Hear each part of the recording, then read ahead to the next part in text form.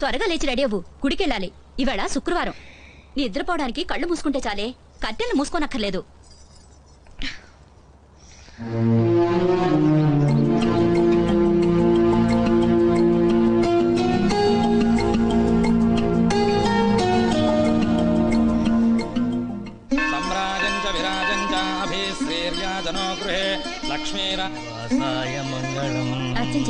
ఏం చేయమంటారమ్మా? అష్టోత్తరమా సహస్రమా? ఏదెక్కువ టైం పడుతుందండి? సహస్రనామ అర్చన చేయించండి. అలాగేనమ్మా.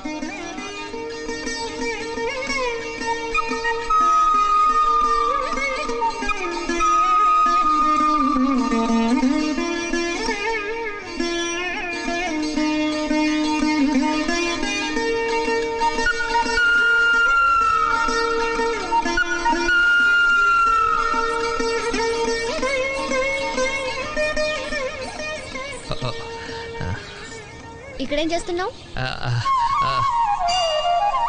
నీ కాపురం బాగుండాలని ఆ గోపురానికి దండం పెట్టుకుంటున్నాను. అబద్ధాలు చెప్పుకో. ఒక క్షణం కూడా ఖాళీగా ఉండవా నువ్వు? నేనేం చేశాను ఇప్పుడు? ఏం తెలియనట్టు మొహాల పట్టుకో. ఇందాక నుంచి అమ్మాయికి నువ్వు లైన్ వేయట్లేదు. తెలిసిపోయిందా నీకు? పిచ్చిముండ ఇంకా దానికే తెలియలేదు. కొంచెం హెల్ప్ చేయొచ్చు కదా. చిచి, నువ్వు బాగుపడవు. ఎలా బాగుపడతాం? నీకంటే మీ నాన్న అమెరికా నుంచి ఇంజనీర్ని, ఆస్ట్రేలియా నుంచి డాక్టర్లని తెస్తాడు. మరి మా సంగతి? అక్కడ మా ఊళ్ళో ఆడపిల్లల తండ్రులు మా వీధికి రావడమే మానేశారు. ఎక్కడ మా నాన్న పెళ్లి సంబంధాలు అడుగుతాడో అని భయం వేసి. ఇటు చూడు, ఆల్రెడీ అరెకరం పోయింది. ఓ పక్క వయసు అయిపోతుంది. మా టెన్షన్లు మాకుంటాయమ్మా. ఏంటి చూస్తున్నావు? చా, అయినా నాకు తెలియక అడుగుతాను. నేనెవరినో చూస్తుంటే నీకేంటి ప్రాబ్లం? ఏంటి?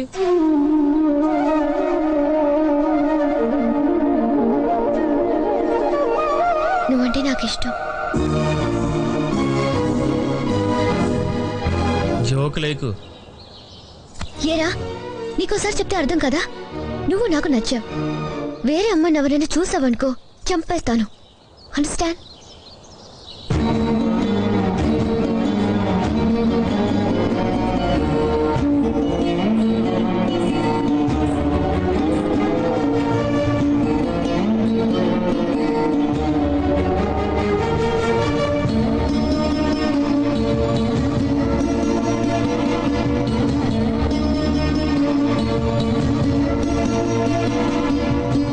పోతే తట్టుకున్నాను, మీ అమ్మ పోతే ఓర్చుకున్నాను, కానీ వాడి స్నేహం పోతే మాత్రం భరించలేను రా. నువ్వు అక్కడికి వెళ్ళి బాగుపడిపోయినా పర్వాలేదు, కానీ నీ వల్ల మా స్నేహం పాడవకుండా ఉంటే నాకు అంతే చాలు.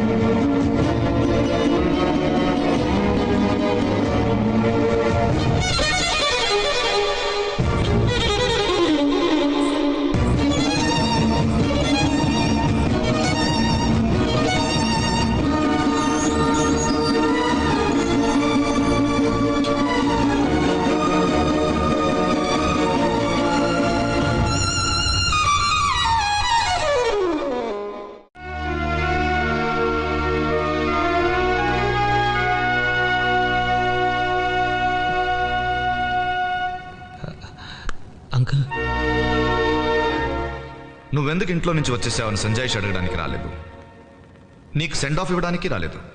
నేను కూడా అనకాపల్లి వస్తున్నాను. నీ గురించి చెప్పడానికి కాదు, మీ నాన్న క్షమాపణ చెప్పడానికి. నిన్ను ఇబ్బంది పెట్టను, నేను వేరే కంపార్ట్మెంట్లో కూర్చుంటాను. మీ నాన్న ప్రతి పండక్కి 2 జతల బట్టలు కొనేవాడు. ఒకటి వాడికి, ఒకటి నాకు. ప్రతి సంవత్సరం 2 సెట్ల పుస్తకాలు కొనేవాడు. ఒకటి వాడికి, ఒకటి నాకు. వాడి ప్రతి సంతోషాన్ని నాతో కలిసి పంచుకునేవాడు. కష్టం మాత్రం ఒక్కడే అనుభవించాడు. మీ అమ్మ చనిపోయినప్పుడు నేను స్టేట్స్లో ఉన్నాను. ఆ విషయం నాకు తెలిస్తే పని మధ్యలో వదిలేసి ఎక్కడ వచ్చేస్తాను అని నేను వచ్చేంత వరకు దాచాడు. ఒక మనిషి ఎదిగాక వాడిని అందరూ నమ్ముతారు, కానీ నాకు కేర్ ఆఫ్ అడ్రస్ లేని రోజుల్లోనే నేనేదో సాధిస్తానని నమ్మినవాడు శేఖరం ఒక్కడే. మా ఇన్నేళ్ల స్నేహంలో నేను వాడిని అడగటమే కానీ వాడు ఒక్కసారి కూడా నన్ను ఏం అడగలేదు. ఒకే ఒక్క కోరిక కోరాడు, నా కొడుకు చిన్న ఉద్యోగం ఇప్పించరాని. నాకు జీవితం ఇచ్చినవాడు, తన కొడుకు జీతం ఇప్పించడం పెద్ద సాయమా? అది కూడా నేను సరిగ్గా చేయలేకపోయాను. నేను చూసిన ఉద్యోగం నీకు నచ్చలేదు, నా ఇంట్లో మనుషులు నచ్చలేదు, అడిగి నేను ఇబ్బంది పెట్టడం నాకు ఇష్టం లేదు. అదేం లేదు అంకుల్. మరి ఎందుకు వెళ్ళిపోతున్నావు? నాన్న ఒకసారి చూడాలనిపించింది. కానీ నువ్వు ఇలా వెళ్తే మళ్ళీ మీ నాన్న ముఖం నేను చూడగలనా? నేనంత ఆలోచించలేదు అంకుల్. పోనీ నిజంగా నీకు ఏదైనా ప్రాబ్లం ఉంటే నువ్వు వెళ్ళిపోవచ్చు. మీ నాన్నకు సారీ నేను చెప్తాను. అంకుల్, మీకు నాన్నకు మధ్య క్షమాపణ చెప్పుకునే రోజు ఎప్పుడు రాకూడదు. అది నా వల్ల అస్సలు రాకూడదు. పదండి వెళ్దాం. వెంకీ, శేఖరన్ కొడుకంటే నా ఇంటికి బంధువు కాదు, నా ఇంట్లో మనిషి. అది మర్చిపోకు. రా.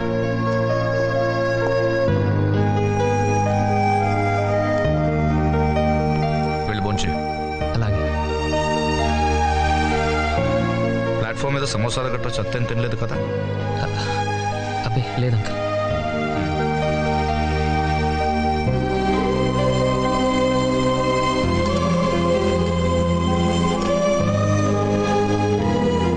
వెంకీ 5 నిమిషాలు వడ్డించేస్తా.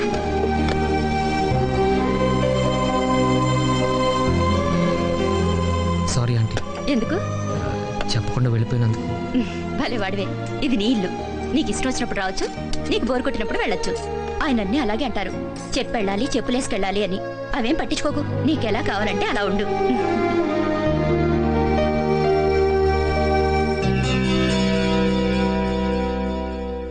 ఏంటి వెంకీ, మా ఆయన ఏమన్నా ఎద పని చేశాడా? చచ్చా, నాన్న చూడాలనిపించింది వెళ్ళాను అంతే. అలా అయితే చెప్పెళ్ళొచ్చు కదా. చెప్తే మీరు వెళ్ళనేవరేమోనని. అంటే ఇది ఇల్లులా కాకుండా జైల్లా ఫీల్ అవుతున్నావా వెంకీ? అరే జైలు ఎందుకంటాను? అయితే హాస్టల్ అనుకుంటున్నావా? ఏంటయ్యా నువ్వు? పెళ్ళంటే తాటాకులతో పందిరి, అరిటాకులతో విస్తరి అని బోల్డని కబుర్లు చెప్పి సరిగ్గా పెళ్లి టైంకి పారిపోదాం అనుకుంటున్నావా? మీరు ఊరుకోండి. ఇలా నోటుకొచ్చినట్టు మాట్లాడే అబ్బాయిని ఇబ్బంది పెట్టుంటారు. పాప నోరు లేని పిల్లాడు కాబట్టి ఎవరికి చెప్పకుండా వెళ్ళిపోదాం అనుకున్నాడు. వీరికి నోరు లేదనుకుంటే మనకు బుద్ధి లేనట్టు. ఈ మాటలేం పట్టించుకోక వెంకీ, నువ్వు రూమ్కి వెళ్ళి రెస్ట్ తీసుకో. భోజనం నేను అక్కడికే పంపిస్తాను. ఎవరికిచ్చి? మీకు ఇచ్చి కాదులేండి, బంతి ఉన్నాడుగా. అలా కన్ఫర్మ్ చేస్తే బెటర్, లేకపోతే ఆయన భోజనం చేసేదాకా నాకు టెన్షన్.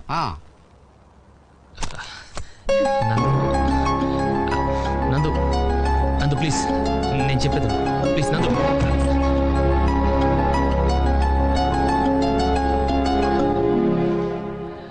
సరే. అనుభవించు రాజా, అనుభవించు రాజా.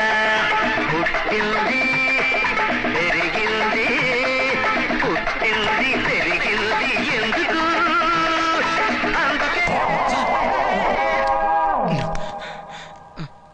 నాకెంత బాధగా ఉందో తెలుసా సార్? తిరిగి వచ్చినందుక? అవును సార్. కాదు సార్, మీరు వెళ్ళిపోయినందుకు. బంతే, ఏమైనా కావాలా సార్? కొంచెం మనశ్శాంతి. వెళ్ళిపోతాను సార్.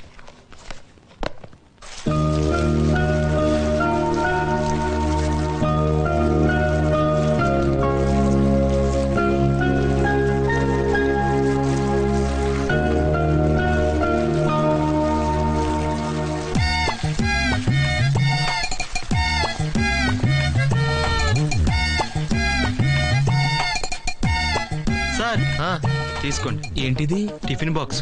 బాక్స్ ఇచ్చావు సరేరా, టిఫిన్ ఏది? లోపల ఉంది సార్. మధ్యాహ్నం పూట ఎక్కువ తింటే నిద్ర వస్తుందండి. మరి ఇంత తక్కువ తింటే నీరసం వస్తుందేమో సార్. ఎన్నాళ్ళంటే పని లేక తెగ తినేవారు కానీ ఇప్పుడు పనిలో పెడితే పెద్దగా తినాలనిపించదు.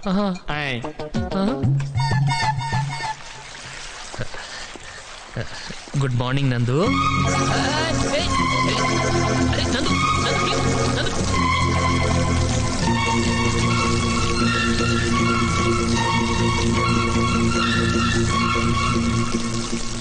ఓకే